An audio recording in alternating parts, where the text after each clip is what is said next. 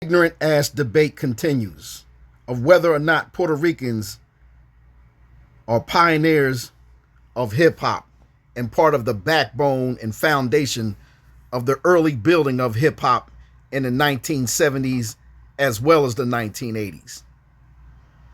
There are still people out here who are trying to push the envelope that Puerto Ricans had nearly nothing to do with adding to hip hop, pioneering hip hop, and being involved with hip hop on a foundational level. It's pure ignorance. It's divisiveness and silliness. And most of the people that are anti this conversation, as far as Puerto Ricans having near nothing to do with hip hop, the building of hip hop, are obviously under 50 and probably under 40 and most under 30. They know nothing about hip hop. They just listen to rap music, which is ignorant within itself. All the elements, they only know about 20% of hip hop or less. They can't even name the pioneers. They weren't around the pioneers. They never shook hands with the pioneers. They know nothing about hip hop but claim to be hip hop heads. GTFOH. The thread is about 1,000 people long on Instagram today. It's ridiculous. It shouldn't even be an argument or a debate. Light Skin Television. I put in my 2 cents. I said, this is a fact that can't be debated. Puerto Ricans are pioneers of hip hop, obviously.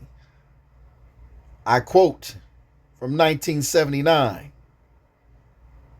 Fantastic Five MCs, member Ruby D. Ruby D is my name, and I'm a Puerto Rican. You might think I'm black by the way I'm speaking. That says it right there. Curly-headed afro, light-complected Ruby D from the legendary Fantastic Five MCs was definitely a part of it. In the movie Wild Style in 1982. How can you deny it? And the rival crew was the Cold Crush Brothers. One of the DJs was DJ Charlie Chase, Puerto Rican from the Bronx. Late 1970s all the way through the mid 80s. One of the pioneers.